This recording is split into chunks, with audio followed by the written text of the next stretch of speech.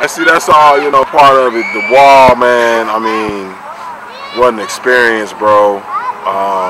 Yeah, it was about how big we were, but it wasn't just about the size, you know. It was also about how good we were, how intense we were, how we played as a team. That was all part of the deal. Wow, man. This is what's up. You see these bricks? You see these bricks? How long it's been? Come on, man. 20 to Look at the rest of the Chiefs' offensive line. They've got some big fellows in that lineup.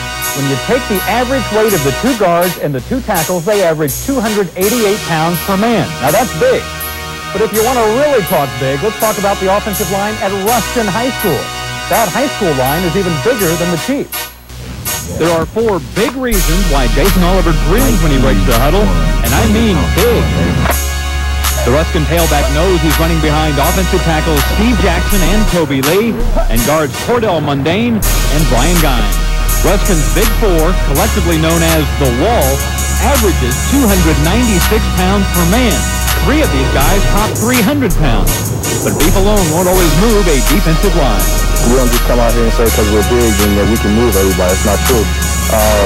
You have to have a lot of technique. You have to work at it every day in practice, and that's where it is. You know, a lot of times people have to go to the coaches to try and figure out what needs to be done about what, but we're a close-knit unit. We can come to each other. The Wall has created a bit of a problem, though, for head coach Gerald Partridge. Because the line is so visible, they seem to get all the credit. Usually you have to worry about them getting recognition. As it turns out, they're getting recognition, and not the running back or fullback. We got good running backs, good quarterback, good fullback, but the offensive line is getting the media hype. It is kind of hard to believe, but it's here. High school football began big time in Missouri tonight. It also is the return of our Channel 9 and Burger King Football Patrol. Tonight, highlights from 4 games. Let's kick it off from down south where I was, Ruskin hosting Raytown. Raytown, one of the reasons Ruskin's offensive line is as large a high school offensive line than I have ever seen. They have a 265-pounder, 2 300-pounders, a 305-pounder, and a little 175-pound offensive center, as big as I've ever seen. And they can open holes. They opened a hole for Jason Oliver for the first touchdown off the right side. And the 2-point conversion, it was good. Brian Hamlet, the quarterback, to number 24, Damon Jackson. The score, 8-0, Ruskin. On the first play after the kickoff, an interception by Ruskin, and who comes up with it? None other than number 22, Jason Oliver. It was his evening. Touchdown started the second quarter. A pitch out by Brian Hamlet, an excellent one that even fooled our cameraman to who else but Jason Oliver. And the 2-point conversion was good. The other Raytown school loses tonight. Not good news out there. 22-15 Ruskin. Ruskin's Brian Hamlet right here. Key guy. He'll get a screen pass over to Ken Harton. And now Harton, you get going, man. Turn it on. Get down that sideline. I can see a good block coming up right there. You keep on moving for 52 yards.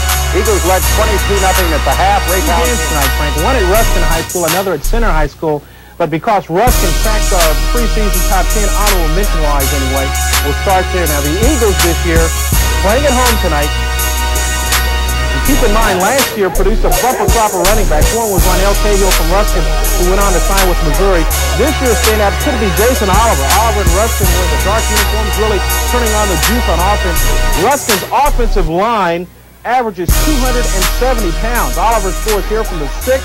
Ruskin up 8-0 after one. The Eagles intercepted a pass on the next Raytown possession. Again, Ruskin and Oliver take it in to score. Ruskin led it 16-0. Raytown came back, but not far enough. 22-15, the final score in this ball game. Oliver with an unofficial 171 yards on 24 carries. Again, Ruskin on the honorable mention list in our preseason top 10. They could crack the list with a win like this tonight. Now, all 4 play the line on both offense as well as defense. With size like this, it's little wonder why the Eagles are 3-0 and ranked 5th in our poll. And yes, Coach Gerald Partridge says his kids even have a nickname. They refer to the Steph County as the Wall. I don't know who picked that up, but certainly they take all the seats we need on the bus. So we have to have extra seats because there's not too many to fit on the seat. Well, of course, with smaller players, my size and strength helps me to, especially on offense.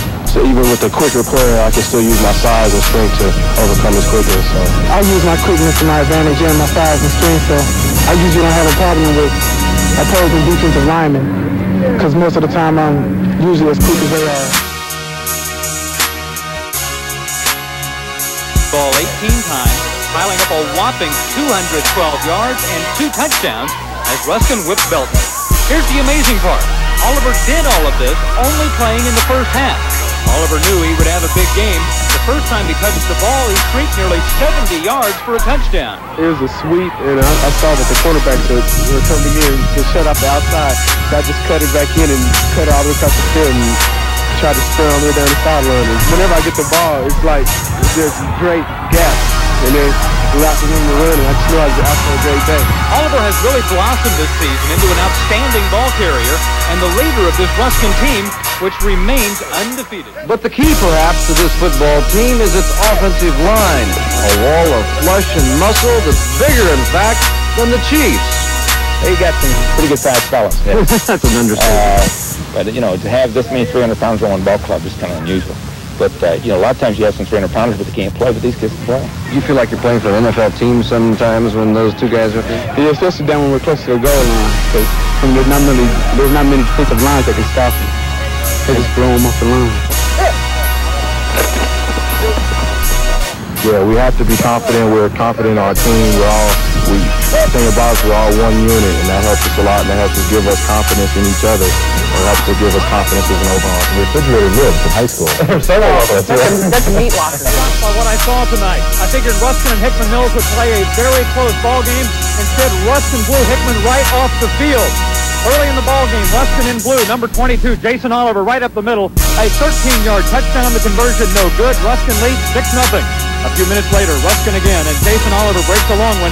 This time may be the best running back in the city. Goodbye, a 74-yard touchdown. Again, the conversion no good. Ruskin leads 12-0. To the second quarter, Ruskin out of the wishbone. Oliver with some nice moves. Breaks it for 25 yards all the way down to the 3-yard line. Oliver scored on the next play. It is 20-0 now. Hickman Mills now. Bad pitch here by the quarterback, Adrian Smith. That's the 5th fumble Hickman lost in the first half. Leroy McConnell scoops it up and scores for Ruskin. The route is on. It's 26-0. Still second quarter, Ruskin again. Brian Hamlet passes.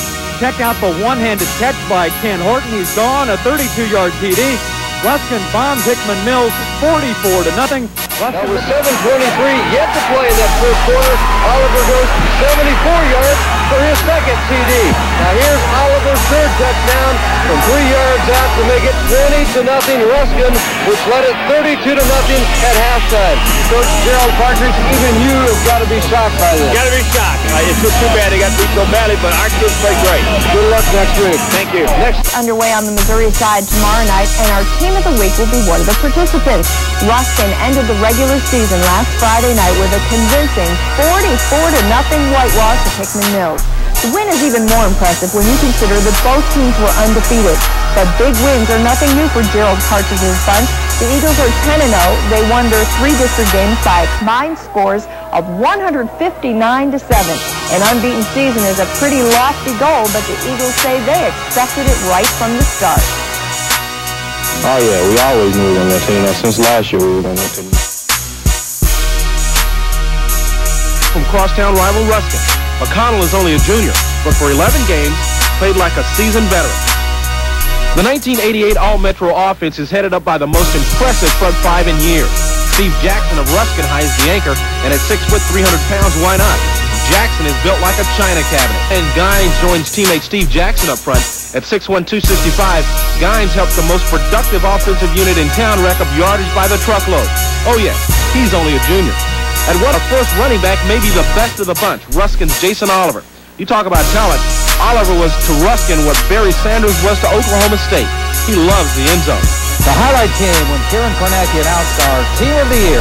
Ruskin High School won that honor.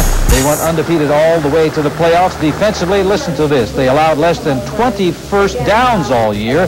In district play, they outscored their opponents 159-7. The entire team came forward and accepted the trophy for a job well done.